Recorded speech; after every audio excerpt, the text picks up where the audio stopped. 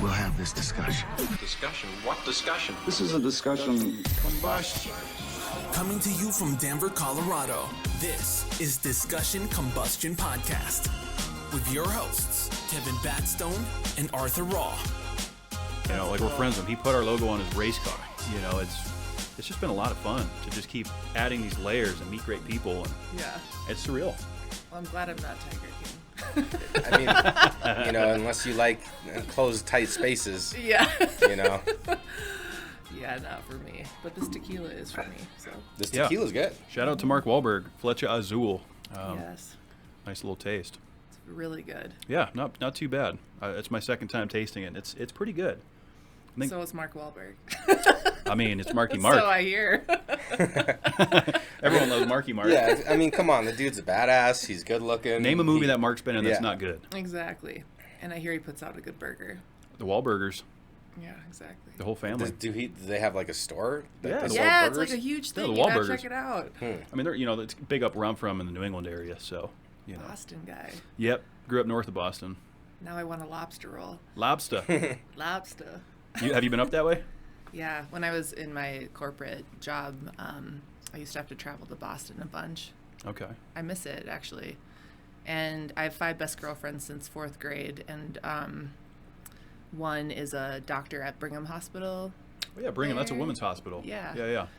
So, I don't know. She tricked me one time, and she brought me to, like, the quote-unquote original Cheers bar. And I went and did the whole thing and, like, bought a bunch of merch. And then she was like, it's actually not it's like a staged one, you know, whatever. So I was totally, like, the Boston tourist, like, chugging beers at the original, original what you thought was Cheers the spot. original. Yeah.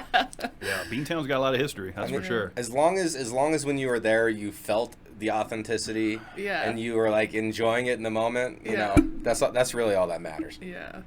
Probably because I went there, like, you know, mainly like during the fall and summer. I didn't really get the Boston winters too much. Yeah, so. that's a good thing. Yeah. That's a good thing. Definitely go see it in the spring, you know, fall time. We're up where I'm from, about an hour, 2 hours north of Boston, was where we'd, you know, leaf peepers is what they'd call them. People would fly from all over the country to come see our foliage because the autumns up there are incredibly beautiful. Yeah. So if you're going to book a tour date up in New England, I would do it in the fall so you can really take in the beautiful colors. Well, I'll jump in your suitcase. Let's go. Let's go. Yeah, you're gonna fit. 6', what are you saying? 6'2" doesn't fit in the suitcase? Are you 6'2"? I called it. It's all the same laying down, baby. That's fantastic. I remember because we met you at Denver at X Denver. Fuck up nights. Fuck up nights. Yeah, which was really cool, and you had a great story, and we can get into that. But I think one of the first things I asked you afterwards was, like, were you dunking on girls in the college days, or? Absolutely not. In fact, I think I'm still so burnt out from college basketball that, like, when you mentioned the gym to me, I almost, like, get my hair stands up on my arms a bit. It's like, I'll just go on a walk around, like, Sloan's Lake or Wash Park or something. I'm good. Yeah. Sloan's Lake is a really nice area, though. Yeah. There's Edgewater, isn't it? Yeah. Edgewater, Uh-huh. Yeah. On Monday nights, they do like on the far east side, people meet up and they watch the sunsets at Sloan's. Are you asking me out? I mean, I have an office down there. I have a good picnic basket. Well, that sounds lovely. I'll bring the tequila. Perfect. Wow, threesome, and we're just meeting again. Hey, discussion combustion. You know, combustion's in the name for a reason. Exactly. My mom asked me this morning. She was like, "Can I get the link to this podcast?" I was like, "Maybe this is one you should skip." Oh, great. Oh, wow. We're not suitable for mom. I mean, I don't know what she thinks about a threesome with my 2 friends that run a great podcast, but they like sunsets, good tequila, and Sloan's Lake. So. Yeah, that sounds like a pretty romantic evening, in fact. But, you know, who knows? Denver's a beautiful city. You just never know. Did you think this podcast was going to go this way? I mean, we never know. Yeah, generally have zero expectations, and then that way you're open and willing to deal with. She did say in the promo on Instagram this was going to get down and dirty. Yeah, you guys should see these guys blushing right now. It's the tequila. It's totally... Mark, look what you did. Come on, Mark. That's hilarious. Yeah. I saw you did finish yours. Do you want a little top off? I would love one. Yeah, let's do that. We're just scraping the surface here. Yeah, we're hand getting me your going. glass, We're getting please. going. It's been a long week, you guys.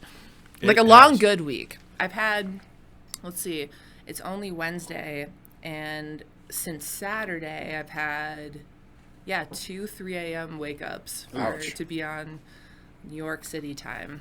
And then I think the last thing for most nights was maybe around like 10 or 11. So And then getting up at 3?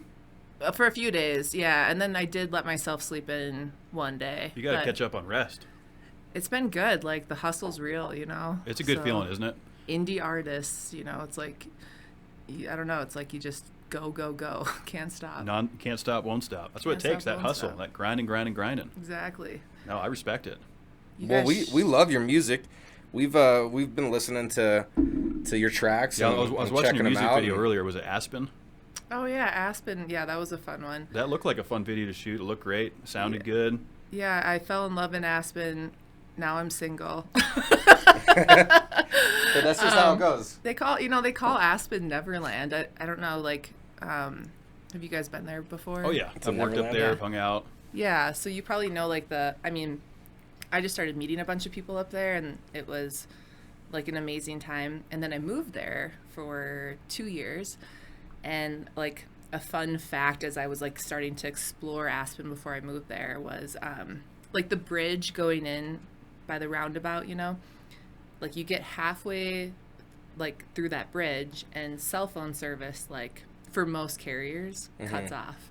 And so it's, like, kind of the joke that I learned that, like, that's when you're crossing into Neverland. Okay. Into the abyss. And as you know, Aspen gets rowdy, so... Aspen's a unique town.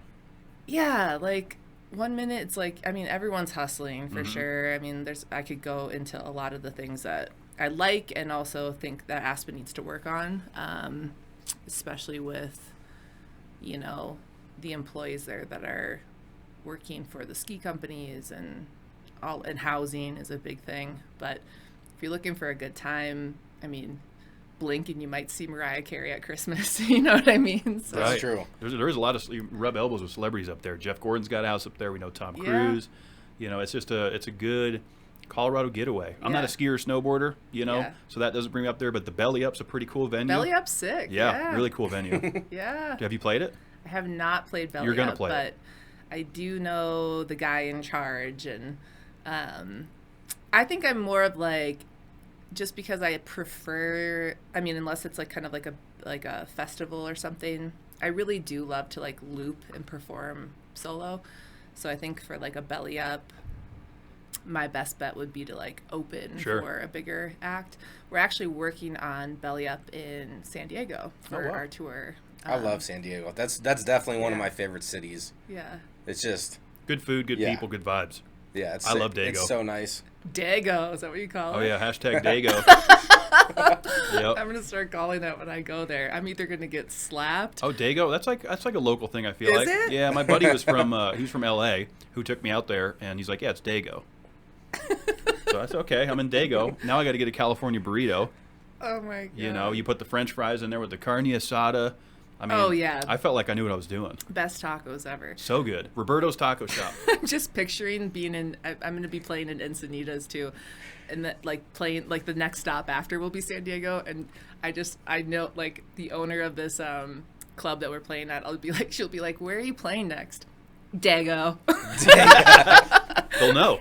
That's hilarious. They should know, I think. Hopefully I don't set you up for failure here, but hashtag Dago? I don't know, guys. Listen. Oh, are you a local? No. Yeah. I think Dago fits. That's Dago that- works just fine. I think she's right, though. That's a touristy thing. Like, if you say it to the locals there, they're like, you must be from Denver.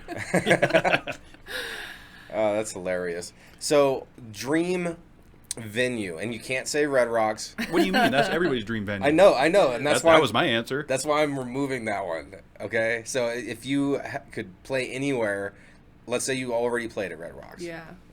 What would be the next? You know, I think it would be the Troubadour in LA. Like where Elton John had his debut, and, you know, like so many artists. And it's just like this catalyst for like huge names, but also like up and coming artists that like you just never know when you go to a show what you're going to run into.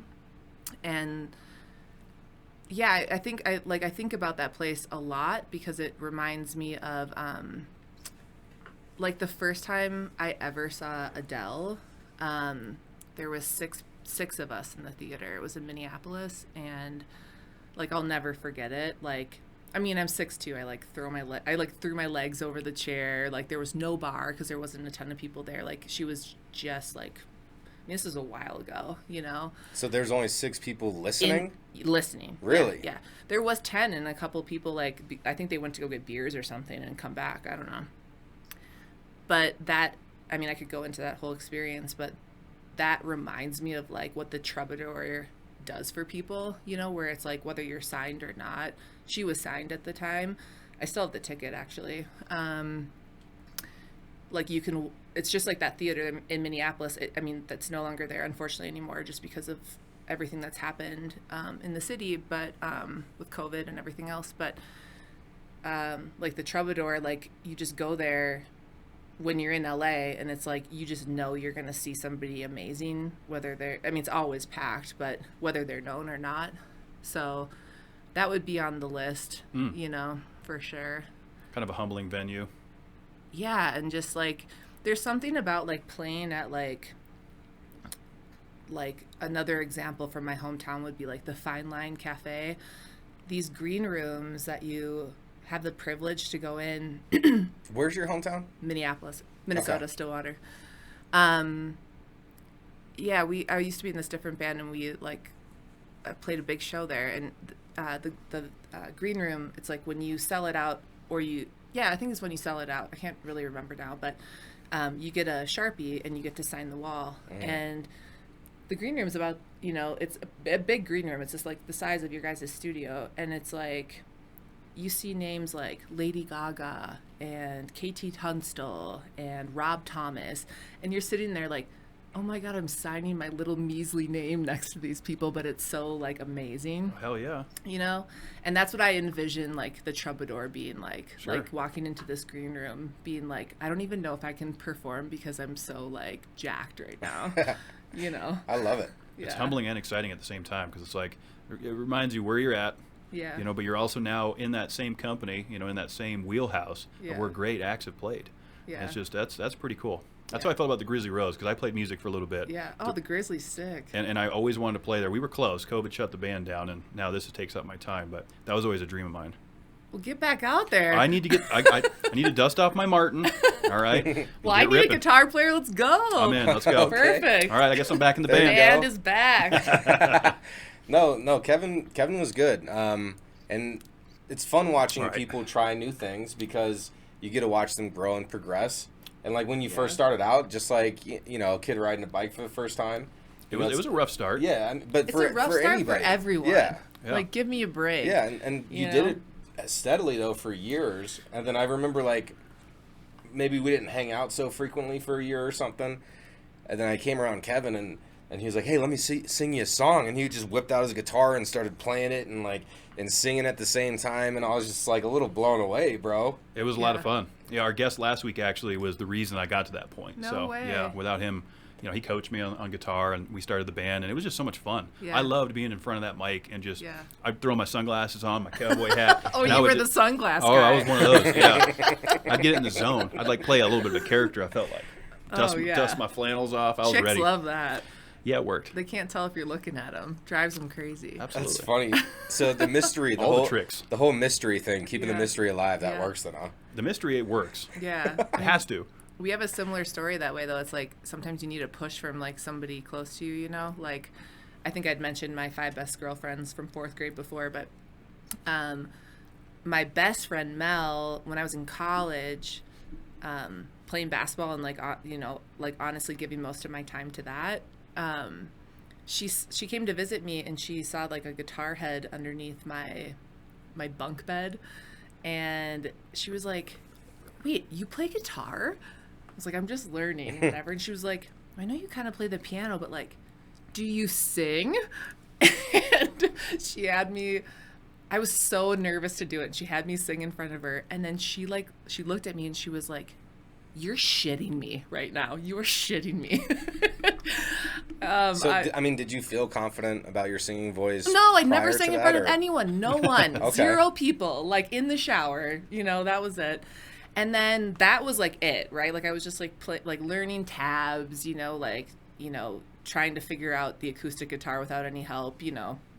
And every year my girlfriends and I, for the most part, try to, a lot of them have kids now and whatever, so it's a little bit tougher, but like we try to go on like a girls trip. Mm-hmm. And back then we went to, my friend has a cabin in Breckenridge, like passed down from her family. So we would like road trip to that, and that was like our spot. So we road tripped to Breck and like hiked all day, whatever, went to this wine bar at night, and thank God for red wine because I would have never, ever gotten up at this place. But there was this guitar player playing like a 4-hour set. Wow. Like that, you know, That's a very it's long so set. long. Like, That are is you exhausting. kidding? Like, oh man, even 3 hours is like rough, you know, Yeah. sometimes. I mean, imagine the calluses. I was just going to say, I Yeah. have sympathy Yeah. calluses that just developed. Yeah, exactly. He was so good though. But he would like take these breaks, and it would be like sometimes a 30, 40-minute break, like towards the end. He was, you know, like it's a lot of songs. And so here I am drinking wine with my girlfriends, and my friend Mel, who lives in LA now, she goes up to the manager and she's like, "You see that chick over there? Like, I just heard her sing in her dorm room. You should see if he wants like someone to cover while he's taking a breather." Like, so we asked the guy. Next thing I know, the artist is handing me a guitar. He's like, "Get up there." Okay, no And pressure. I had the worst stage fright ever. I literally almost threw up. Whoa. And like seriously, I was just like so scared, like sweaty, like, you know.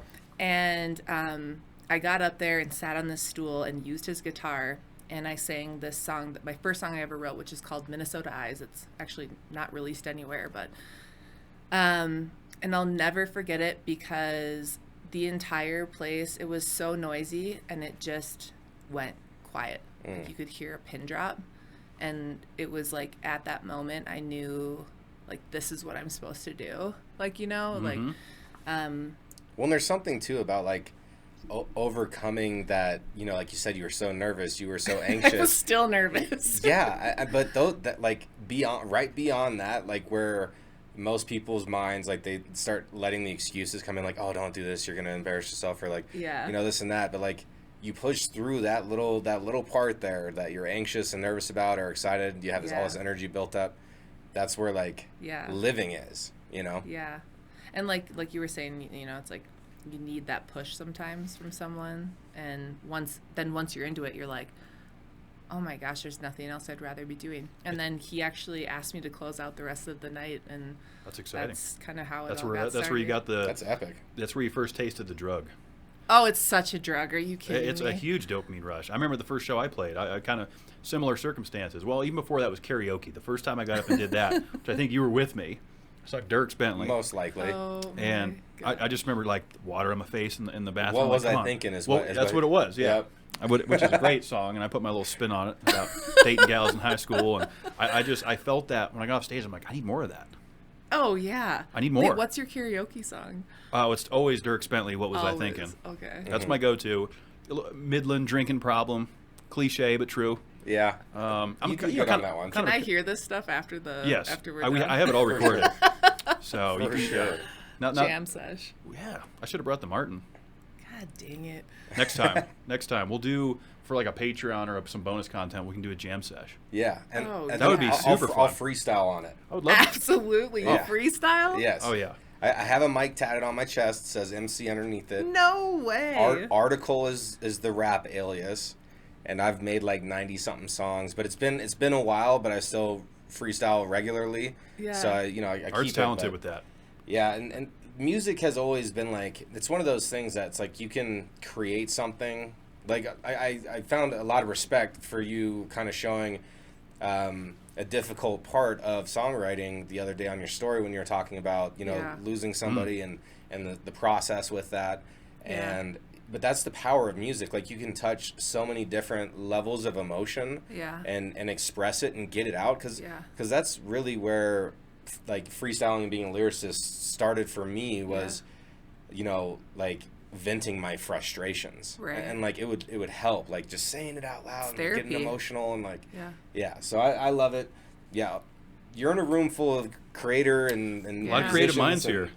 and- It's Yeah. so fun though to people you never jam with. Like if you and I were to pick Yeah. up acoustics and just start ripping, it's so Yeah. cool to see like the dynamic of what could happen with that. Oh my God, like collaborations are the best. So fun.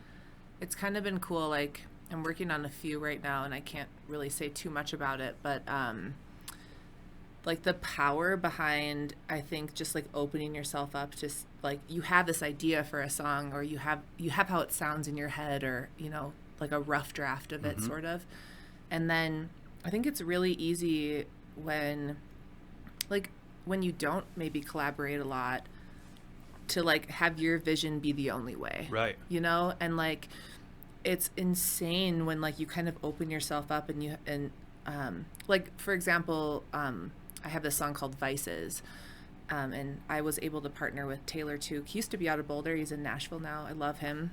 And when I started with it, I was like, here's the vision.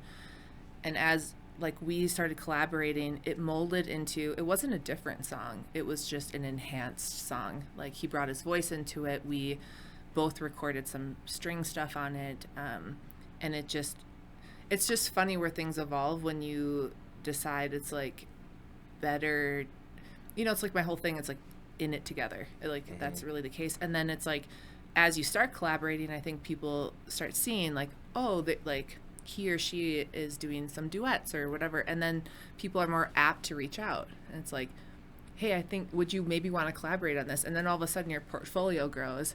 And I think like the value too, to like all of us indie artists, it's like, I may have a certain amount of like followers or whatever, but the other people that I'm collaborating with, different genres, different whatever, normally I don't think those people would ever pay attention to me, but it's because we're working together. It's like, oh, like, who is this chick? Or vice versa. My friends are like, oh, who is this guy? He sounds amazing, or, Yeah. So Kind of that team we growth a could little bit. probably do something really, really fun. I think that sounds great. I mean, hell, we're doing it right Jerks now. meets, I don't know, Sarah Bareilles, or Yeah, definitely. that would be like, or Jerks Ellie meets Sarah. Goulding. I don't know. I mean, those are all great artists for sure. Yeah, I don't know what that would look like because it's been a little while since Wanna try? Yeah. Cool. Yeah, no, I do. And I love my Martin guitar. I mean, when I bought that thing, it was a huge commitment to songwriting. Yeah. And I don't know about you, but I got kind of in a rut with songwriting where E-flat tuning, Yeah. 4 chords, Yeah. similar choruses, started to get repetitive. Yeah. And I needed to kind of break that chain a little bit. So I started moving over to power chords and tried different scales. And I just kind of it just got stale, my songwriting. So it's good, like, when guys would step in and say, hey, try this, try that, try this tuning. For me, I sing better in E-flat. That's just kind of where I felt the best. That's kind of that natural, with that radio voice. It really rings well with the E-flat.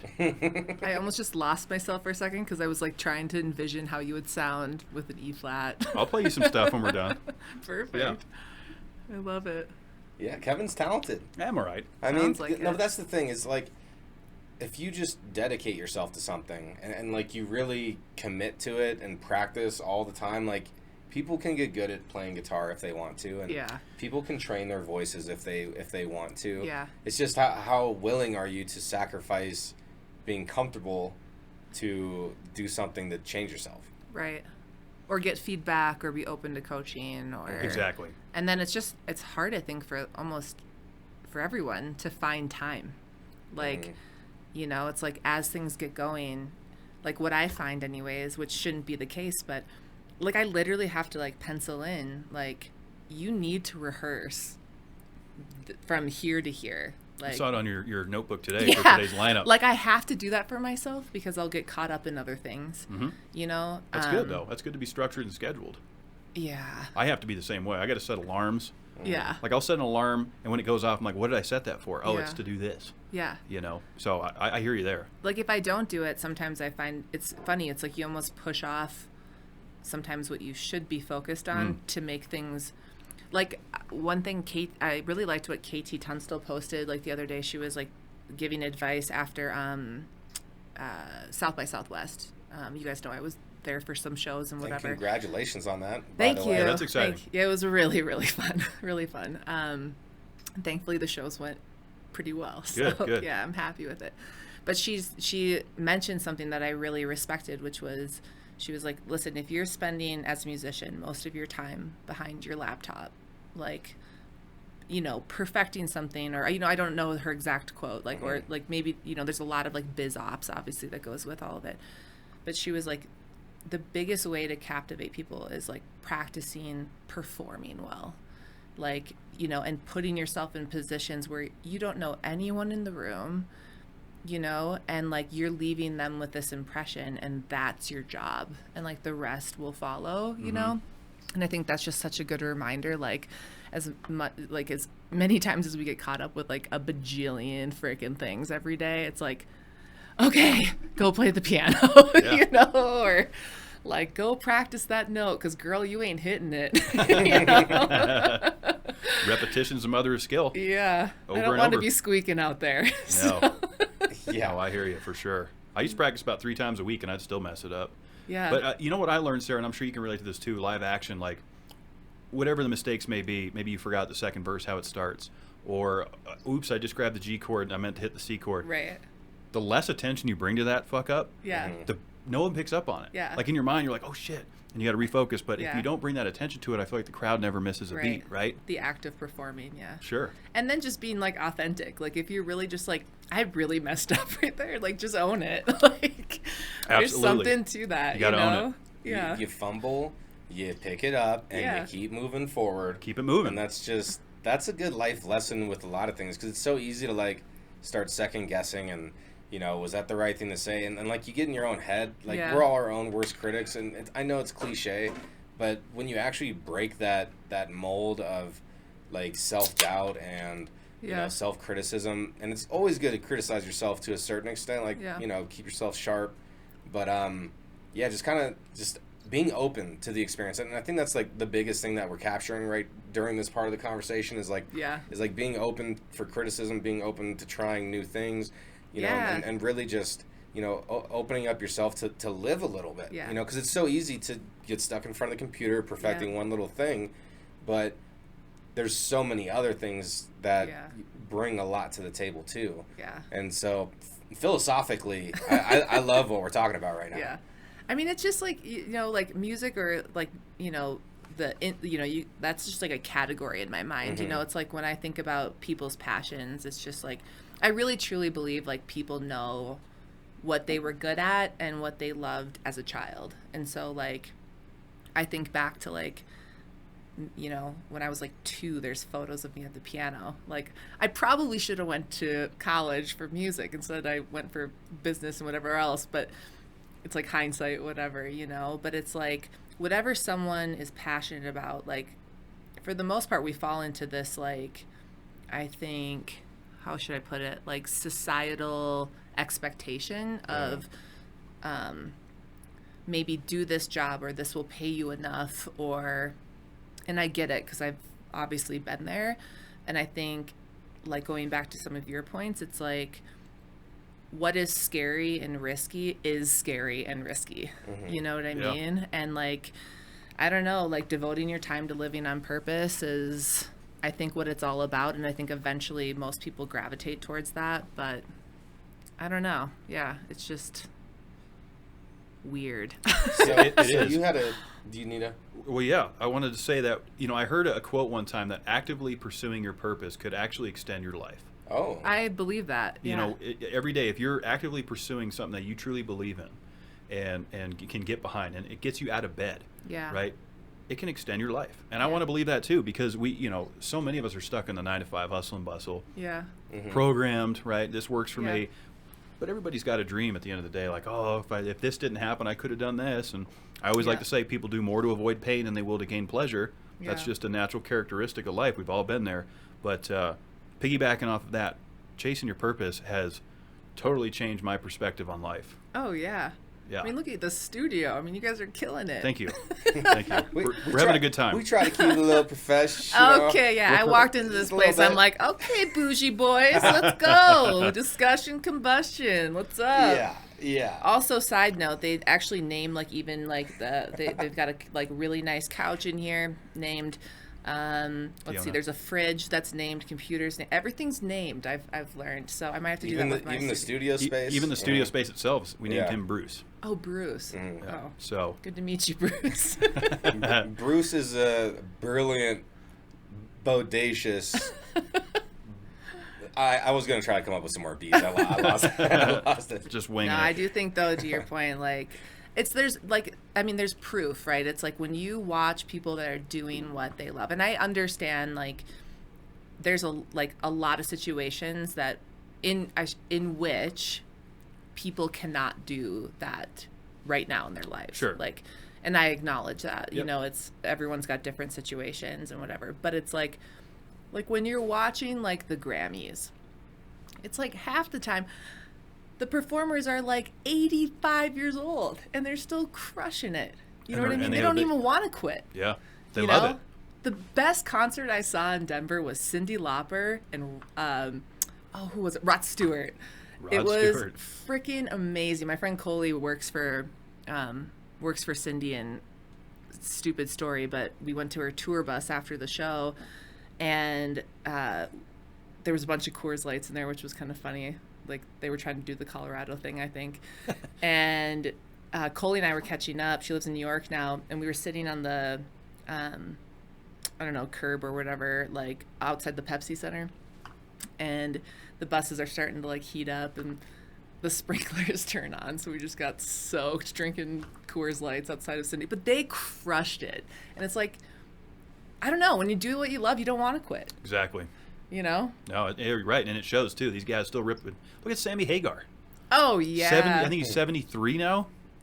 Oh my! I mean, is he really? And he looks like he's in his late 50s at I best. was gonna say, I'm like, is he really? That's a rock star. You know, Keith Richards, Al Jorgensen. These guys have been partying their asses off, and they're still just ripping tater chipping. Because they're loving living. They're like loving their life. They're living it. Yeah. Like, when you're stressed out and you are giving yourself a hard time and you just feel like life is difficult, like your body is going to show it. Like, Yeah. You're going to age more than if you treat yourself well. So I feel like that's like a really big indication on mental health, like especially with older folks. Yeah. Like, you can kind of tell who's treated themselves well throughout their lives and like treated themselves fairly and, you know, were humble. You know, it's just, it ages you less. Like just being, and it's crazy. Like I don't know. how Some people are blessed with that longevity, though. I feel like again, Keith Richards, Al Jorgensen. Yeah. These guys have been pumping drugs and alcohol in their system for 50 years, and they're still out there not missing a beat. It's unreal, you know. And then obviously R.I.P. Taylor Hawkins. We lost him this week. Foo Fighters, one of my favorite bands. Yeah. Love Dave Grohl. I love what was they're doing. Tragic.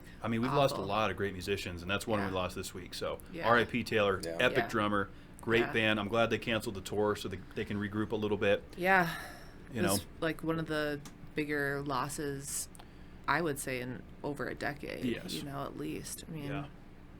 I would argue the best drummer in the world, one of them. He's definitely in the conversation. Yeah. And I think more, you know, unfortunately more people will see that now than when he was active, you know, because we're going to look back on his career and go, wow, this guy really was a badass. Right. You know, but. Which is sad that that's the case sometimes, you It know is. what I mean? But he left his mark on music. It is, yeah. You know, so. Yeah. Good looking, too. He was a pretty handsome gentleman, wasn't he? Oh, yeah. Yeah. He ripped Tater Chip for sure. I never did see Foo Fighters live, but I would have loved to. Because I love Dave Grohl. Oh, yeah. Talk about a voice. Mm-hmm. Yeah, I can't quite hit I tried covering It's Times Like These, and I did my rendition on it, but I couldn't quite hit that bridge part. It's just a little, like, I had to use my falsetto, and that's not really a great area where this radio voice can go. So I kind of had to bullshit my way through. I'm going to make you do that later, too. Uh-oh. Pour me some more tequila. Yeah, it'll get up there. I bet you he could do it. Here's the thing: is I can do Chris Isaak "Wicked Game," and that is a pretty high falsetto. Yeah. I can wing that one. That was actually one of the best ones we covered. Yeah. Like I kind of fell in love with Kevin a little bit more when he played that live in front of me. I think a lot of people did. Where was this at? I played a show. Where was that? Well, I played a backyard sesh for the 4th of July. Yeah, and the real intimate setting that I'm talking about was when you had your fireplace going at your house. Oh, he really got at your apartment. Sick. Mm-hmm. Yeah. A little bit of bourbon. Yeah. Oh, yeah. Jam nights. Oh, yeah. My favorite. Well, and what's fun too is because then Art, you know, with his freestyling ability, So Art's a great lyricist, better than me, I would argue.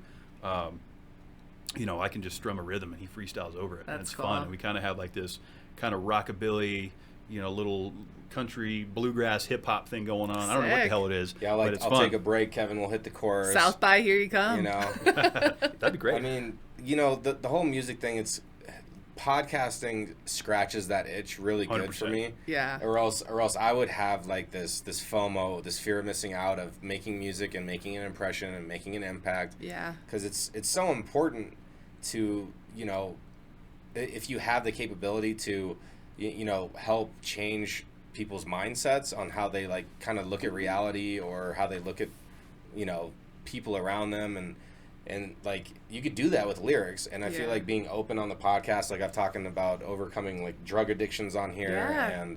and just being real, and you know, if that can make an impact, and Yeah. and we're the bosses, like no one's telling us what to do, so we get to do whatever we want to do. Yeah. And that's what makes it so much fun, is it's like there's no like greedy hands that Yeah. are trying to puppet everything. Micromanage the Right. content. Yeah, I don't like No. that. Yeah, and I think like the more I'm learning this too, because I think when I look back at like just like, even though it's only been like X amount of years, you know, it's not like I have like a 20-year music career, you know, but it's like I think after every show you learn stuff, and then after every song you put out you learn stuff, and after, you know, and I think like for a while I was really like messing with like different you know, beats and different genres and things like that. And so, and also starting to collaborate with people that are in like quote unquote branding. And I was kind of being pushed to be like, which I do think in a sense I'm a badass, but I'm also a huge sap. Like if you put on Oprah, I'm going to cry every time, you know? And so like kind of being pushed into more of like, be this badass, you know, whatever. I mean, you And kind as of I are a like- badass, though. In a sense, but I don't know, that's like a compliment, and I think thank you. But like as my music I think is progressing, and also I think my relationships in music's progressing, what I'm learning is that as hard as it sometimes is to be like your like super vulnerable authentic self when you're called to do it, is like the most powerful thing. Like to you know, when you were saying I talked about this like, you know, drug addiction stuff like on your podcast, like there's probably, you know, thousands, maybe millions of people that are like, whoa, like they went through that, like I'm going through that, I'm not talking about it, you know. And I think I'm trying to pull some of that vulnerability into like, especially what's coming out, I think you'll find in late spring and into the summer. I think it's some of my best work, and I think it's because I'm allowing myself to like still be that badass, but also show like, yeah, when I am writing this song, I break down and cry like I did on Instagram the other day, and before I would never do that, you know. And I think we have a responsibility, whether small or, you know, Oprah Winfrey, like when you have any type of platform, I am learning anyways that it's like our responsibility to like be that open. Otherwise it's just kind of fake noise. Exactly. You know what I mean? Yeah, you really hit the nail on the head. I mean, that's something we drive home here a lot. Is I always like to call out influencers and people that, you know, offer entertainment, arts, what have you, to show the bad, show the good, show all of it, right? Yeah. Be your authentic self throughout Yeah. the process. And I like that you say that, because I can see the confidence behind the music you have coming out and some of these great projects that you're working on. This is, you know, you're leveling up, you're evolving. Yeah. You know, and that's exciting. That's Working a on good it. feeling. That is exciting. Well, and there's strength to being vulnerable as well. Like, you know, like you can't just be vulnerable, put it out there, and take criticism and Right. or whatever comes at you if you don't have strength in the first place. Like Right. people who aren't honest with themselves, they're lacking the strength to face their own demons. And like, Yeah. and the thing is like once you actually like do that, then like life changes tremendously. Yeah. And it's like black and white. It's like a whole new world, a second Yeah. chance. And you know, but you have to give yourself that, and you have to be Yeah. strong enough to be vulnerable enough to like put it all out there. Because Yeah. if you're concealing things and you don't put it out there 100%, Yeah. then like it's not authentic. Kind of like what you're saying. It's like fake noise, right? Yeah. Fabrications, yeah. False hustle or whatever. Yeah. And there's a lot of that. Yeah. And sometimes people can get caught up in just that in itself. Yeah. Right? Let me just act like I'm doing something when I'm not. Yeah. You know, there's always the flip side of that. But staying humble, staying true, Yeah. keep the ship sailing. Yep. Trying. It's exciting. One of Discussion Combustion's key components to success is A this. lot of tequila. is this well, that helps, right? But it's That's just for the live it's action the piece. CQC. So like CQC, Sarah. This is our consistent quality content. Nice. And like if you really break it down, like the consistency is like we're gonna show up every single week. We're gonna show up more than once every single week and do it. We're gonna have good quality, like good cameras, good mics, good Tons of planning. yeah, mixing boards, quality guests, good content.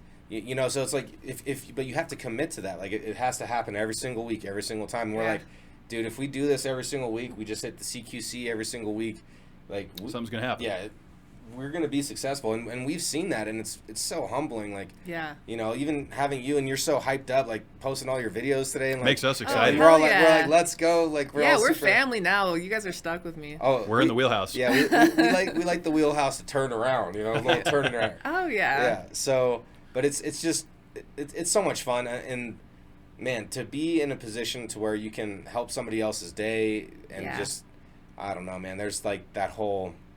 So one thing I did want to talk about while you're on here is the epic story that you told at X Denver's Fuck Up Nights. Yeah. And kind of how that was the catalyst to taking you out of the corporate hustle and drive, this society standards, quote unquote, and kind of catapulted you into what you're doing now. Yeah. I mean, I actually have a lot of love for my corporate experience. I really do. I think everyone has ups and downs as they go, especially when you're like tenured, and you have a bunch of different jobs and stuff. So I don't have anything like poorly to say. I think the corporate hustle is for some people. Like that is what they're meant to do, For sure. For me, there was always this pull. Like when I would like go home from work, I was always proud of like what we were accomplishing as a team or whatever. But when I would get home, like on the drive home, I'd always be like, when I'm going to get to the piano. Or I'd have I always have hooks in my head all day long. So I always carry a notebook, and like, it's like an addiction. It's like when it happens, I've got to stop. And like, because I know it could be like a little nugget of like, hopefully something good. So like that would happen to me all the time during my corporate career. I knew music was like what I was supposed to be doing, but it's like when you're climbing the ladder, the paycheck feels great. I was in business development and marketing and kind of all of that, recruiting. So the bonuses were fun. I mean, it's just like the hype, and as much as I was performing a lot and writing music a lot and starting to put out music, I kept like when it like was time for me to think about quitting, I would get sucked back. Like it's just like, oh, I have the penthouse. Oh, I'm driving the Porsche. Like, not to sound like a total, excuse my French, but fucking corporate asshole that some can be.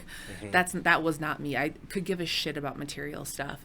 However, did it feel good? Like, if it was, for some reason, it was like, for me, kind of like a validation of my hard work. It wasn't that I needed those things. Yeah. But I kept being like pulled back. And then I got this like really, really big promotion. Like, it was kind of I didn't think I'd have a shot. I was one of the youngest female employees, like, in that level, well, ever. In that I'm sure that's history. changed now, since, like, I think corporations are evolving with, like, bringing up younger people, and which is great. But I took on this role, and I traveled, like, 90% of the time, I would say. It was a role helping to set the strategy for the US and Canada for a line of business. And anyway, I was on my first like big trip with this big promotion, and I was like ready to rock. And for those who haven't heard the story, I was basically like, I got up, I got a Starbucks. I love like a mint latte. And so I ordered like extra hot, extra minty. It was raining that day. The Sheraton was very sweet and gave me an umbrella.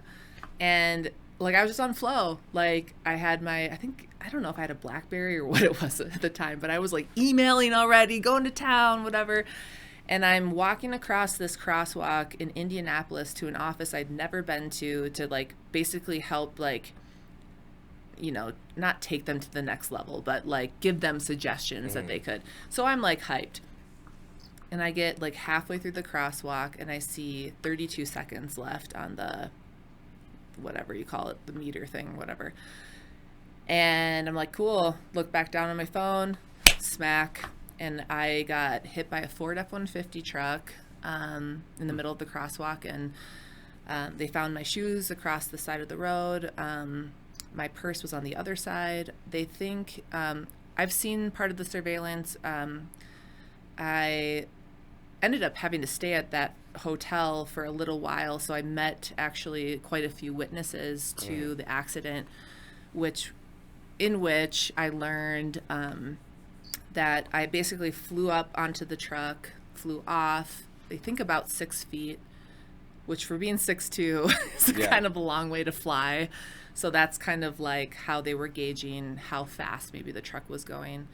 And it was raining, so I hit my head on the pavement. And then I think I showed it at Fuck Up Nights, but my back like skinned across the gravel. Actually, the gravel went through my jacket, through my other shirt, and I actually had some like in my skin, which was pretty crazy. And they say it was like kind of like getting, like, if you're like a drunk driver and you hit someone, usually they don't get hurt, you know, they're kind of loose and they usually damage. So it's a good thing you were in your flow then. Yeah, like right? I was like on flow, not paying attention. They say the last thing you pay attention to in trauma is like the last thing you really cared about, and it like is supposed to like distract you from the pain that you're like going through.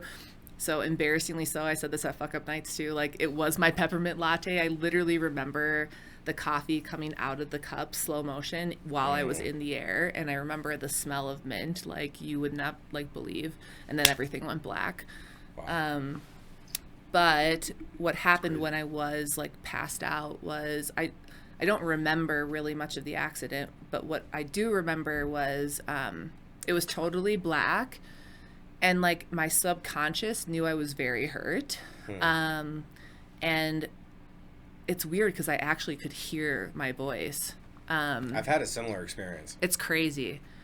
And I think it was me, told myself, like, Sarah, wake up, you're not done yet, it's time. And the it's time is really important to me because like I knew what time meant, you know, and it was like living on purpose, you know. And so did I quit the next day? No. like I knew I needed to like prepare for that. I needed to save money. I needed to, you know, so I didn't just like get hit by the truck and quit. But that was like my defining moment of, you never know when your life's going to go away. We're all planning for, or used to be planning for like my retirement. Like I used to be so hung up on that. Like, when am I turning 50? Let's go to Florida, you know, like, and I don't know. It was one of those things where it's like, wait a minute, I might wake up at whatever year and walk across a crosswalk and it might be over. And it's like, I didn't want to be on my deathbed being like, I have this gift of writing, like you both do, and you know how that feels like when you're doing that. I have this gift of somehow figuring out how to put that together, God knows how.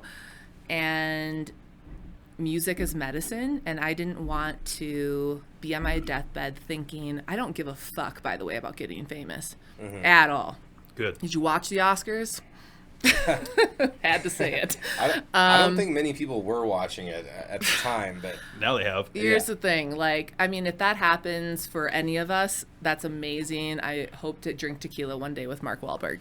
However, I think like to be on my deathbed thinking, I could have potentially made the world a better place and helped maybe one person by one song that could have changed something for them. And I frickin' was too scared to do it. And that's like the thing that hit me as much as the truck hit me, where it was just like, it's frickin' time, homie. And you can always go back. You know what I mean? Yeah. Like, how many times are you on LinkedIn now and you get recruited every day? It's like, we can all go back. It's true. So true. You know, so why not try? Yeah, if not now, when? Yeah. No, I like it. It was a powerful. I remember hearing that, that night at Fuck Ups, and I was like, man, that story is very inspirational. Thank you. And it touched a lot of people there too. I could feel it in the audience. You could feel the energy change a little bit because it is. I mean, it's a major traumatic experience for you that kind of like, okay, maybe I should reshift the focus a little bit. Yeah. And what you really want to do. Yeah. And that's crazy though, as you described. You could smell the mint and you could see the slow-mo coffee. Yeah. So how long were you out? I don't know for sure. It wasn't very long. Like, a few seconds maybe. Yeah.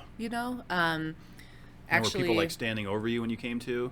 Yeah. Oh yeah. There That's was the the worst ambulances, the police, and everybody always asks me, "Oh, did you sue the guy?" And no, I didn't. Like, I know a lot of people think that I'm totally stupid for not doing that, but it was like when you see the surveillance and you see this gentleman, by the way, and imagine, I'm sorry, but imagine being in his spot. Like, he was probably just driving to work, like, and then he nails a 6'2" chick. That's got to be like hitting a bear. You know what I mean? Like, oh my God. I felt bad for him, but like, he pulled his truck over. He got out of his car. It was raining. My face was in the gutter, like, whatever you call it, side of the street, face down. Like, I could have drowned. Like, that's the reality of it. Like, that was probably more of a thing than me getting, like, hit. Like, my face was flat in it. And he, you're not supposed to, like, move somebody, but he did. He rolled me over, which probably helped to save my life. And he's the one that called 911. Yeah. And thank a lot God of for people him. could have just left. Like, they would have just, hit and shit, run. I fucked up and sped off. My car has been hit and Yeah. run in Denver twice in the last, like, since I've been back from South by Southwest. It's insane. And I think about that all the time. Like, he could have hit me. Just kept going. And drove off. And, even when you look at the surveillance, I've only seen it a few times, but like way back when I went through the insurance stuff, but even then you couldn't really see the license plate. It's pouring rain. You know what I mean? Yeah, so it's kind of distorted and it's... Yeah, he's doing the right thing, know? I don't know. But yeah, I was there for a little while, and then finally, thankfully I didn't have any, like, broken bones. I had a super bad concussion, like bruised femur. I couldn't lift my neck off a pillow for weeks. Couldn't go to the bathroom on my own for like a month, pretty much. I think it was like 3 to 4 weeks. And funny fact is I ended up forging my doctor's note to go back to work because I was so scared I was going to lose my big promotion. Oh, God. Wow. Yeah, Delta actually finally let me fly when I could, like, I was way too swollen, like, safely sit in the seat. And like I joked at Fuck Up Nights, which I should probably have a drink of my tequila now, but he was fabulous. The flight attendant, I was sitting first class. It's the only place I could fit. And he literally walked up to me and he was like, "You're that girl." I was like, "Yep." He was like, "Yeah." He was like, "I have something for you." And he like put out a shot of tequila and he was like, "Honey, I am so glad your face is okay." And I laughed so hard, and I just thought, like, I'm on my way home, and I did not drink the shot of tequila. I had too much pain medication, so I'm going to have a sip now. But that's how it kind of all started. It's an epic story for sure. It is. I love Well, I hope none of you get hit by a truck. You don't need it. Of course. Correct. We've all been hit now, so go after your dreams. Don't wait. Don't sit in a crosswalk waiting for this to happen. Well, and so the point that I kind of wanted to bring up with this is, and to piggyback off of what you just said as far as, like, you don't need to get hit by a truck, but for all you young 20-somethings out there, or young, older teens, and you're young and like, trying to, because I'm 35 now, so I'm like, I'm kind of in that middle ground, like I'm getting older, I'm kind of seeing where I wasted time. Yeah. But like, it's crazy. But maybe it wasn't wasted. Maybe you were supposed to wait. Because the values that I have now, so I will never regret anything that I fucked up with in the past. Because, like, the lessons hold me to the exquisite gentleman that I am today. Okay, so You are lovely. oh, thank you so much. But it really does pass by fast. It goes by really quick, and you don't really realize it. Like it's just like Yeah. you're just showing up and you're doing your thing, and then all of a sudden, like it's easy to look back and you're like I graduated, Yeah. a long time ago now. Yeah. And it's interesting, having some perspective and Yeah. and looking back at it like that. But it's so true because we don't really have time. It could end at any moment. Any moment. And Yeah. so that's why life is really, it's for the living. Life is for the living. Yeah. And you better go live it while you can because, anything could happen. You could get sick. You could, Yep. there's so many things. Yeah. So I think there's a lot of values and a lot of layers to that. Yeah. And if you are a younger person out there listening to this, like it's time to take this thing and grab it by the horns, figure out what makes you happy, what makes you personally happy. Stop trying to make other people happy. Yeah. That's the thing is I spent a lot of my 20s. You were worried about others. Yeah, eh? trying to make Yeah. my girlfriends happy, and like Yeah. I couldn't make them happy. They just weren't happy. Yeah. And so I like spent all this energy and time, and it's like it's just crazy how it flows by. Yeah. And so it's like really important to do something of value, Yeah. even if it's just like going on a walk or like calling your parents Yeah. or just do something every day that you love, Yeah. and make Yeah. sure that you incorporate that. Yeah, that like if it was like the thing I kind of think about every day, like if on days too where I'm like, if I have a bad day, like if I'm pissed off or frustrated with something, I try to like I've like really been working on like mindset, and like health and wellness that way, like being very mindful, being very intentional. And I think for me anyways, I think about the truck thing. It's like, okay, Sarah, knock it off. Like, what if tomorrow was it?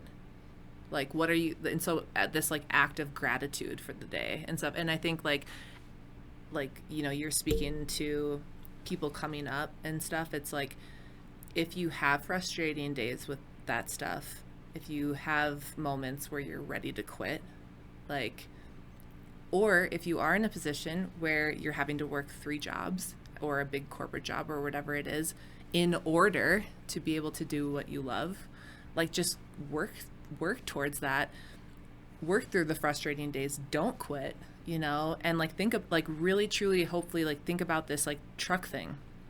Like imagine getting hit tomorrow. Like what would you be proud of from your day? What would you be like, I messed up with this. How do I learn differently from this so that if I have tomorrow, I'm better for it? Or, and ultimately, to your point, like, follow your fucking dreams. Like, period. Like, I actually hate the word dream because to me, it's like, it makes it seem like unattainable. Seems like it's a false But reality. we all dream every single night. Exactly. I know. And then Right? don't you start thinking, like, what life are we really living? Like, are we more alive when we're asleep? Yeah, I could. I heard a thing. Have you guys heard Nice. this? It's like apparently you sleep. I think it's like 26 total years of your life. Yeah, I've heard it's about anywhere from 25 to 30% of your life is spent sleeping. So really, we have no time. So get going, guys. Yeah, the time is now. The time was yesterday. But hey, what is it? Yesterday is tomorrow's today. Yeah. Or no? I think I did that backwards. I don't know. The tequila's hitting you. It might be, but I like what we're stepping into here because it's good stuff. Yeah. I really like and not that everybody needs to necessarily be hit by a truck per se, Yeah. but because that could mean a lot of things: going Yeah. bankrupt, hitting rock bottom, Yeah. substance abuse. There's a lot of different things that could really slap you into reality and go, wait a minute, I need to tighten up, chase my dreams a little bit, whatever the case may be. Yeah. And the whole YOLO thing and you only live once and go after it now. I really believe in that now. Yeah. Because I was the same way for a while. 401k. I'm planning to retire. Yeah. I'm going to Yeah. be 33 here in June, and I'm worried about 30 Yeah. years from now. Yeah. No, I need to be worried about right now, Yeah. Sarah. We got to Yeah. get it now. Yeah. And I think like another thing I've really, because I was scared shitless leaving. Like, I mean, I was excited to leave and do what I felt like, is truly what I'm supposed to be doing. Where was I going with that? What was I saying? I just listened to you crack that, and I was very happy that you were drinking another drink. Oh, yeah. I don't know. What were you saying before? Yeah, you're just kind of piggybacking off how Going after it. Going after it, living the dreams, not necessarily needing a truck to hit you, the YOLO piece. I know what I was going to say. Like, when you said, see, this is when you say I fucked up. Like, it is what it is.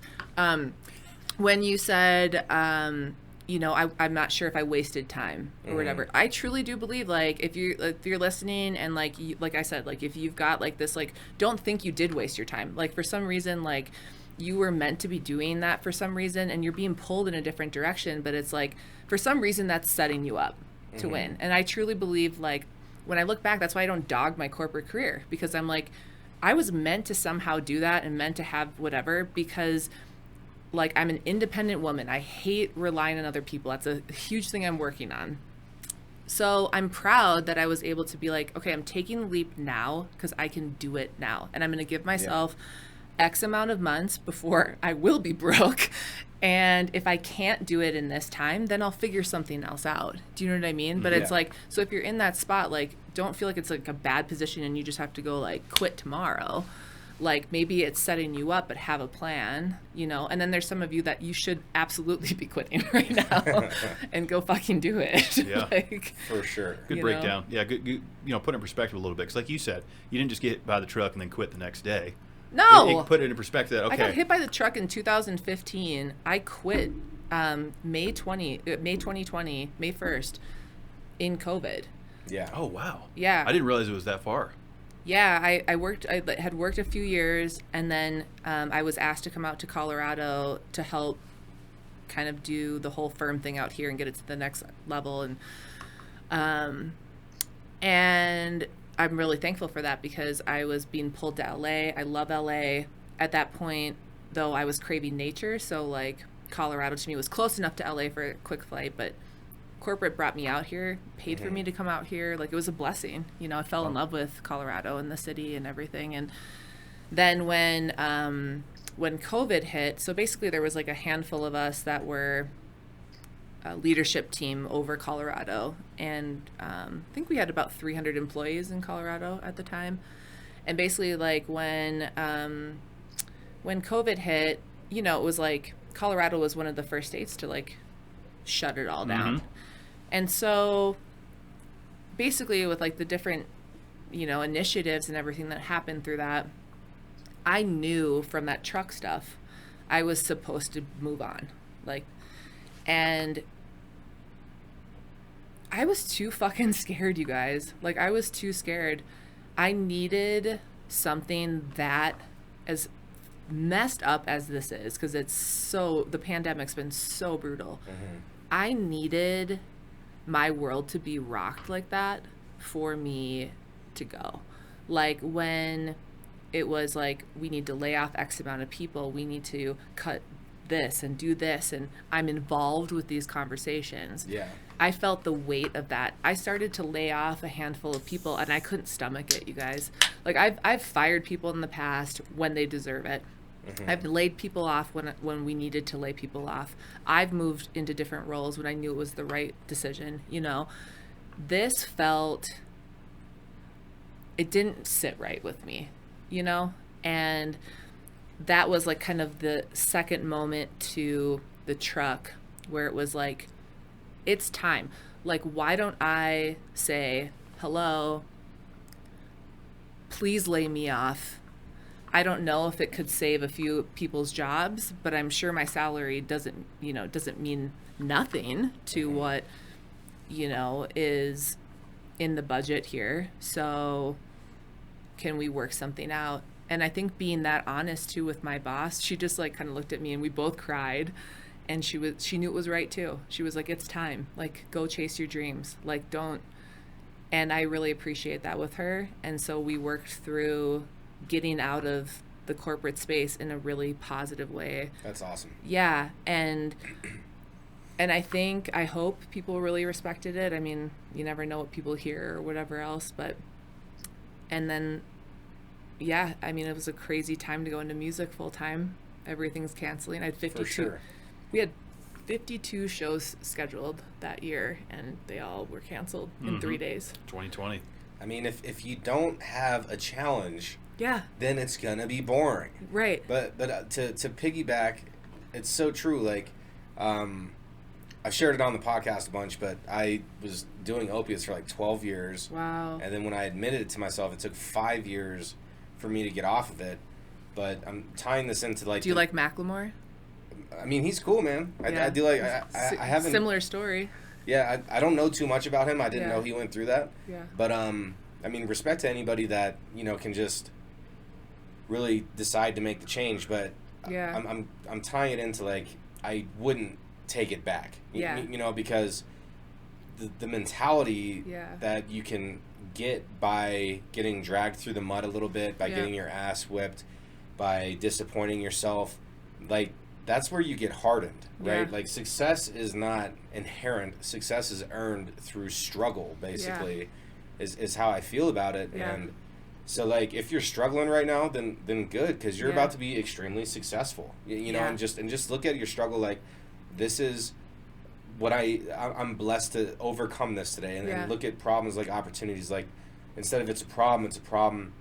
Be like, okay, well, what's the opportunity for me to gain from this problem? Where's the silver lining? Because there's Yeah. always a silver lining to something. Yeah. And like in some way, what's really cool about your story is like, thankfully nothing tragic happened, but like you're a catalyst for so many people going through that are maybe like I'm almost tearing up, but like maybe at like that like first year where they're like really fucking struggling, and like hearing like they're gonna hear you and be like, okay, it took him 5, I bet I can do it in 2. Yeah, I mean, Or it's like, true, but the breaking point, like Yeah. you have to recognize that. And I was selling cars at the time, Yeah. and just getting high to work and working to get high. because you weren't happy. Yeah, and it was just like a miserable cycle.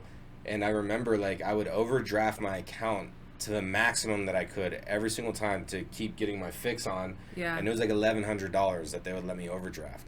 And so Jeez. I would do that every single time, and then my paycheck would come in and cover that, and then I'd have it like a Wow. little bit, but I wasn't paying bills, and so my credit was tanking. I had a Yeah. car repoed, so then Yeah. I wasn't driving, and it was just What like a all story. these things that were just compiling because I was not being Intentional. and Yeah. like really being involved in my own life and like Yeah. pushing it off, like getting high tonight is more important than Yeah. paying the bill or whatever. And that Yeah. was like my low point. That was like the lowest of low, to where it was like, all right, it's Yeah. time to truly make a change. But everyone's Yeah. gonna have their own low point. Yeah. And what you do from there is up to you, because like I said, it took 5 years to get off of it, and like Yeah. and that was like a long, hard process. Yeah. And I know Yeah, I saw a Tyler's lot been of it. through a lot of Yeah. he saw it. And but yeah, so I use What a this platform story. because that's something that I want to share and always be vulnerable about. Yeah. Yeah. Because if it could help somebody, then it's no longer about me. Yeah. It's about sharing a story to share strength, and Yeah. and that anyone can do it. Yeah. It's true. Well, and I think like to your point about struggle, like especially I guess speaking to like maybe anyone trying to make music your life, like I coming from corporate and then doing music on the side, for me, like getting a stable paycheck was kind of always a thing. And so it's like I started my job the day after college. Like, Quick. I quit in 2020. Like, I was there for 13 years, and like your mind becomes very like trained to, I'm going to get this paycheck every month. I'm going to get this bonus every quarter. And then when you're in music, by the way, I work harder than I've ever worked before. I make less than it, but I'm happier than ever. Epic. Yeah, but I think like just training your mind to know like you're going to have some months. Why do you think we all tour? You make like most of your money touring during like a 4-month time span. You know what I mean? But you're going to have some months that like are really, really good.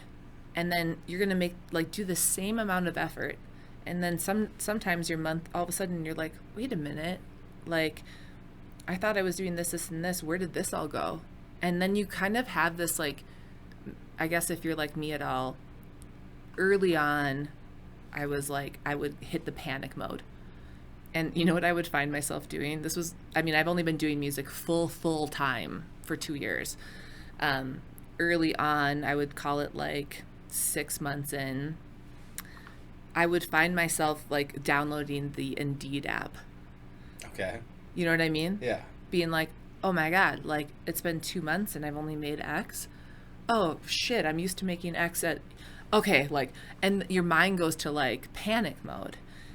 And like that was like a huge learning for me, like shut it off, don't quit. Mm-hmm. And then all of a sudden it like compounds. Like you guys heard me say fuck up nights. Like I believe caring compounds. Like I also believe your hard work every day compounds. And it's like Ari Herstand talks about this a lot in like his book and his business and stuff too. He's like, if you're not into like in the music business to like work your ass off, like it's not a 4-hour a day job, it's a 16-hour a day job. Mm-hmm.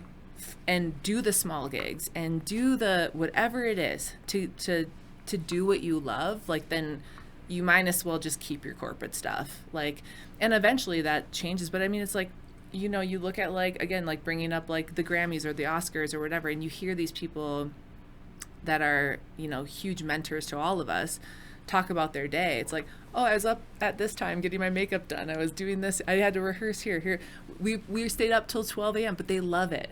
Mm-hmm. But they're working harder than ever. And so I guess it feels good to work hard. Yeah, the point is too, it's like you're gonna work your freaking butt off. You have to. And you might make a lot less and whatever, but don't panic. Like, you know, don't hit the Indeed button. Mm-hmm. Not just yet. You know. Even though it's tempting. It's there. Oh, You're like, yeah. oh shit, is this the right decision? Right? I mean, it's going to take that hustle. It's going to take that hard work. Yeah. That commitment. And Yeah. you know, some of us are a little bit more fortunate. I don't have kids, so I'm able to kind of dive in a little bit deepper than some that maybe have a newborn or other obligations, right? Yeah. I can take the financial risk. Yeah. Me either. I actually still think I maybe do still want kids, but my sister and my brother both got married this year. Not to each other. That sounded weird. Interesting. Within about a month of each other, though. My sister did get married on my brother's birthday and my parents' anniversary. So that's an interesting little family dynamic. But I'm like, okay, my brother's name's Jake. He's actually a great drummer, by the way. But, like, how many kids are you going to have?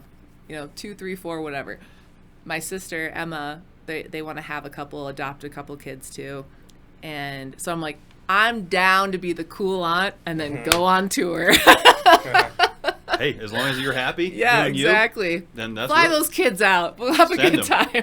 Backstage passes, Yep. hook it up. Yep. 3 days later, I'm going to fly them home. You know, and it's like, I feel like because I'm starting to feel it too, like, and I've always been like, you know, I don't want to have kids, this and that, but like, you know, you want to leave your legacy. Yeah. Right? Like, you want to leave a legacy. And I'll tell you, when Kevin originally came up with this podcast idea, he gave birth to a child, a hungry monster that needs media every single week.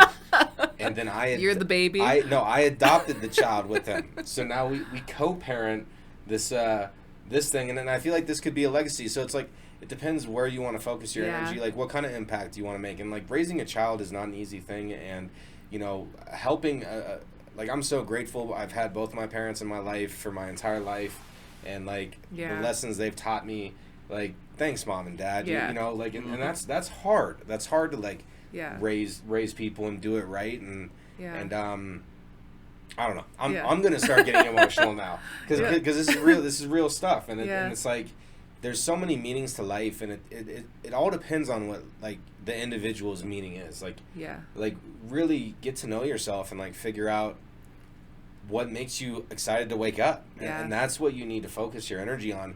But for the things that you want the most, you have to understand that you're gonna have to do things you don't want to do to make that happen. And so it's like you gotta just be ready to like put it to the sandpaper and like you know, just rough it out. You know. And then like another thing at like with like you were saying with like kiddos or people in your life or whatever, and just like also just like how this whole crazy world of art tends to progress. Like I find that when, stupid sports analogy, but it's like when you grip the bat too hard, you can't swing.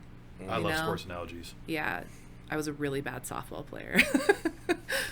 I attempted third base, but in many ways, actually, no, I'm just kidding. Hey yo. But like when I feel like when I'm like too like gripped on like, oh, like I know like we're scheduled and whatever, but like for my day or rehearsing or touring or whatever, like if I'm too like in my like almost corporate mentality of like this is how it should go or whatever, it's almost then like it's like how can the universe make things go wrong? Murphy's Law. Yeah. And so That like bad boy's always working. I'm not saying drop the bat, but I'm saying like what I feel like I've, especially this year, have learned is like loosen up a bit.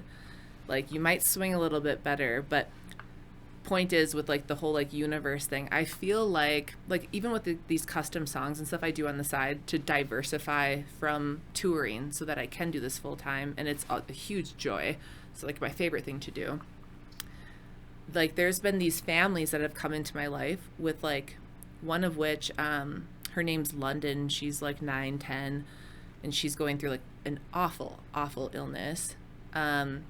I actually flew to Minnesota to surprise her on her birthday and surprise her with her song, which is really cool. That's so cool. I bet you she loved it. Oh, she was so I actually just FaceTimed them the other day to catch up. But like I feel like the universe then presents you with, because I don't have kids though, it's like, hey Sarah, here's a really cool family that has these 2 girls that are freaking amazing and like will be in your life forever. And that's happened for me on like especially like custom songs and also like shows where they do allow people under 21 to come or whatever, where it's like you are like a mentor to these kiddos and stuff that like they have changed my life like 1,000%. Like I'm not equipped to be a mom right now. Like I'm just not, but I am equipped, I think, to write good songs for cool families and like hopefully be the cool aunt to hopefully my siblings' kids soon and whatever. But the universe, man, brings you some cool people. I love the layers of it, but like you have to be willing to see that. Like you know, you have to be open-minded enough to like you know see those different layers of like emotional sustainability. Sure, and it has to kind of fit you know what you want. Like you know, for me, my girlfriend and I decided kids aren't our thing. We want to go to Hawaii this summer. We want to travel the world. We want to do fun things, right?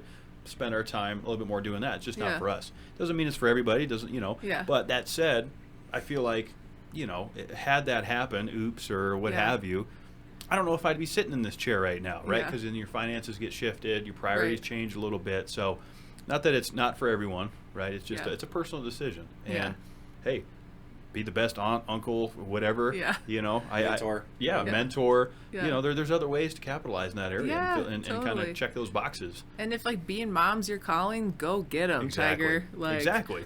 Oh my gosh, like half of my girlfriends, it's like literally like what they're meant to, like that's what they're meant to do. Like, and I've had like a few of my friends or whatever that had like the big corporate jobs too and like really struggled with like, do I become a mom full time? And thankfully like they were very much supported by their partners and husbands and that's their calling and they leapt full time, and that's a huge risk. Like, are you kidding me? Like, can you imagine going from like 2 incomes to 1 and then having kids and probably like a dog and a cat and some goldfish that you're hoping lasts a year or 2? You know. That's so true. That's risky. So one thing that we have to ask is something that we like to ask all of our guests because we get so much great feedback and wonderful answers. But if you had one piece of advice to give humanity so everybody could be better tomorrow, what would that piece of advice be? I would say I think does it have to be one or maybe no, you could be multiple. Be layers, yeah. I would say no matter who you are, where you're at in life, what you believe in, make sure to have faith. Like, I truly believe in some way there's a higher power that is pulling you to do what you're here for a reason.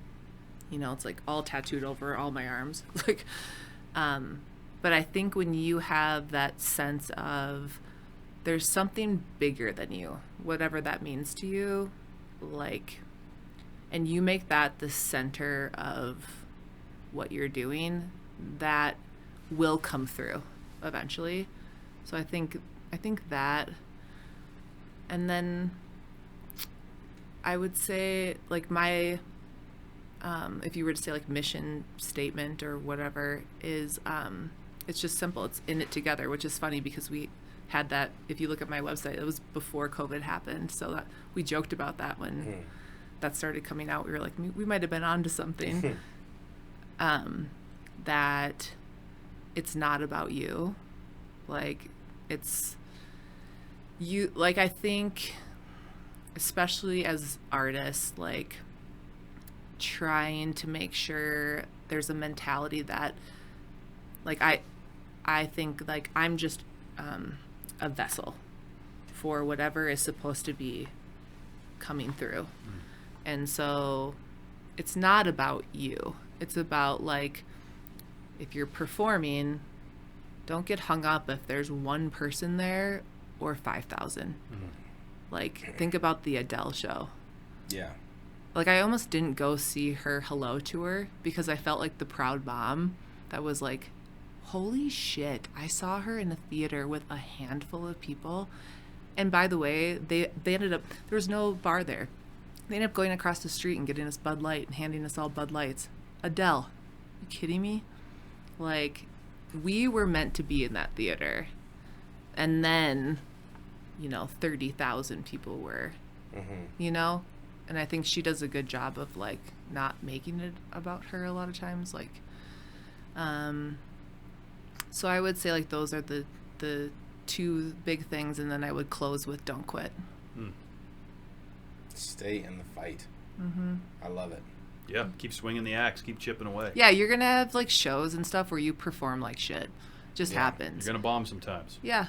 I had one show once where we sold it out, actually, and played well, and I pulled someone on stage, and the manager, he hated that I did that. And I remember leaving. I mean, imagine leaving a sold-out theater where you played your ass off, worked so hard on, and you leave in tears. You know, and you're gonna have these moments where you're like, you know, it's where it's hard, but then it's your job the next day. Like, we played a show the following day, another sold-out show, pretty big theater, and we had to crush it. And no one knew I was up until like 3 a.m. crying in my hometown, laying on my mom's lap, being like, why am I doing this? And then she told me, you have a lot going on right now, and just remember, like, kind of like the bigger picture, you know, like, you're not doing this for you. Like, so stop putting that pressure on yourself. And we freaking crushed it the next night. Crushed it. And so just don't quit, you know. Solid advice. Yeah, and you touched on a lot of things there that definitely resonate, you know. When you change the way you look at things, the things you look at begin to change a little bit. Yeah. And the vessel comment, I think, speaks volume to what we do here, because Art and I have always treated this as we're just the vessels for something bigger. Yeah. You know, it's, and you open the podcast with saying you're not doing this to get famous. So I like how humble you are. I like how hungry you are. I think it's very relatable. Those are all great tools to success, I feel like. Thanks. Yeah, I think, like, the platform comes when you earn it. Yeah. So it's like, if and when that ever comes, I hope I'm ready for it. You are. But in the same sense, there's such a joy to just waking up every day knowing, like, my main goal today is to write music. Like, that's nuts. You know? That's epic, but you created that for yourself. Yeah. You know, and like, that's the thing, is when you're looking at somebody in a successful position, like, they didn't just come out like that. Like, they didn't just come out successful. Like, you know, there's the getting hit by a truck, there's being addicted to the drugs for a decade, there's, you know, being addicted to alcohol, and like, everyone goes like through sex stuff. and all that stuff. So it's like, it's like, you know, whatever it is, like, see it through. Like, Yeah. and fucking fight. Like, Yeah. let's fight every single day. And like, I'm gonna fight every day Yeah. till I die on that. Cause like, Yeah. I even have dreams where like I'm fighting, not wanting to take it or different things. And it's just like, let's battle every single day. Yeah. And do the right thing. But, you know, let's be, because every single individual, every single person out there, all of us have Yeah. the power to help others Yeah. by being selfless, Yeah. you know, and so take care of yourself so then you can be in a position to help others, Yeah. and then the world can be a better place. I truly believe that. And even with all the differences that people have, it's okay. It's okay if people disagree. Like, it's Yeah, okay if heck people yeah. have different opinions. Like, that's fine. We can still respect each other even if we don't agree on everything. Like Kevin and I, we don't agree on everything. We get heated sometimes. We're great Oh, friends. yeah. And we like, we're respectful to each other Yeah. about it. Even if we don't agree, like, we still are respectful. That's Yeah. the thing that I think the majority has a lot to touch with, is that you can have a disagreement, Yeah. have a discussion even, not agree on the same thing. Yeah. It doesn't mean someone's got to storm off or call you names or be a keyboard warrior. I think we've lost touch a little bit with, it's okay to have differing opinions. Yeah. In fact, it challenges us. It makes us stronger. It's good to surround yourself with people with different opinions. Yeah. You know? Yeah. And also, I think just like with negative comments or hateful things, I obviously like don't condone that. However, I think looking at that stuff in a place of empathy goes a really, really long way. Like, if somebody comments on something of mine, like, I'm just waiting for you guys know the details a little bit behind this show that's going to be coming out globally in the summer, and Very I can't exciting. thank you, I can't give a lot of details around it. However, I had said like no to this thing for like, not no, just like I didn't really respond. Like, I kept being like asked to be talked to about it, and to me it was like a little like there was some controversy in it where I wasn't sure, like, should I expose myself this way, should I whatever. And then it was kind of like that whole yes man thing. It's like, what do you got to lose, really? Mhm. And the only thing I was like kind of nervous about was like, what would some people think? And then I thought, why does it matter? Like, maybe if there's like different opinions on things, one, that's okay, like you guys both said. But if things come out that are like, why did you do that or whatever, when 99% of everything that we, I'd say 100% is just very honest, authentic, different, like, you just wait, is looking at those type of like comments with empathy. Like, I'm sorry that you know, maybe didn't take that same leap for an opportunity like that. I did. I put myself out there. So I might get a little hate. Who cares? But Yeah, I might get a lot of, bring it on. you know, yeah, Absolutely. exactly. Haters are the motivators. Yeah. And also, I think like a mentor of mine always says this. He's like, if people are taking the time to write something about you or about your work that isn't just like a, this is great, da da da. Like, think about how invested they already are in you. You know what I mean? Like there is some sort of like an impact that you've already made on that person. So no matter their opinion or not, like, you've kind of done your job in a sense. And then just treat it with empathy. I had this guy reach out not long ago. I had this post, I think we were in Aspen. I had something cool happen, and we had cheers to it at the Jerome. We had martinis and stuff. Well, we had taken that photo like 3 days. It was like, you know, that event happened like 3 days before I had posted it. I had posted that on a day, I can't remember. I mean, there's been so many things obviously like catastrophic that have happened in the past few years, but on that day there was something.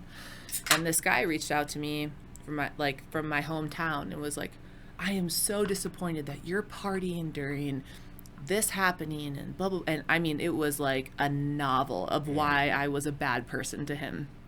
And all I wrote back was, I'm sending love. I actually had taken that photo 3 days ago and set up the post this morning at like 5 a.m. when I woke up to go live on my stuff at, let's call it noon, Yeah. Anyways, and what he didn't know was at the time there was like this little like rally around kind of some of the stuff that was going down, and we were all there, like fighting for it. And I sent him a clip saying, "Here's where I'm actually at." And he wrote back, he's like, "I'm so sorry. I was just in like such a place of hate from things happening and going down that like I took that out on you." Yeah. And people don't know what they don't know. It's true. You know what I mean? Like, so just treat it with empathy and roll with it and don't take it to heart and keep going. So true. We don't know what people are dealing with, at the end of the day. And, it's easy to sling mud. I think it's easier to be negative. Art's kind of touched on the point that sometimes the mind feels more comfortable gravitating towards a negative perspective. It's easier to go that way, right, than it is to be like, well, wait a minute, let me reevaluate this. Let me look at this with a critical eye, maybe look at this with a different, perspective. But it's just so easy. I mean, especially when we put ourselves out there. I mean, you do a good job at that with your social media and obviously being an entertainer and what we do here. When you put yourself out there, you're subjecting yourself to all of it. Right. And people are going to develop opinions. And that's just the harsh reality. Like, oh, this redneck over here drinks Bud Light and tequila, right? I've heard some things, right? And it's fun. It's fun. I like to have a good time with it. And any time that anybody is projecting negativity, like, and pushing it outwards, it's because they haven't dealt with that, whatever that root is. They haven't dealt with their own stuff. So it's like, you can't take other people's opinions personally. Exactly. Yeah. And if somebody is taking it out on you, like, you don't know what their day is going through, and they're probably just projecting their own personal frustration with themselves on other people instead of actually digesting it and you can't take it too literally. And like you said, I mean, they're still taking the time to bring energy to it, whether that's negative or positive. Yeah. That's and I mean, just recognizing recognizing too that there's like so many tough things happening, and like everyone's dealing with stuff, and like to your point, like sometimes it's just easier to let things out, but like when you're behind the screen, and I think like when you see that stuff, just knowing like I try, like if I ever, thankfully I don't see too much yet, but if I ever do, I'm kind of just like, that guy's probably just having like a really shitty day, or like maybe that a sucks. shitty life. Yeah, this one You guy. don't know. This one guy from New York once was like before I was doing music full time. I don't remember like what it was, like what post it was on or what, but he wrote me like something like pretty rough. And again, thankfully that doesn't happen often at all. But I ended up like asking him some questions and stuff, and I ended up saying like, hey, like he started like exposing what he was going through. I was like, oh, so that's like where that came from? He was like, yeah.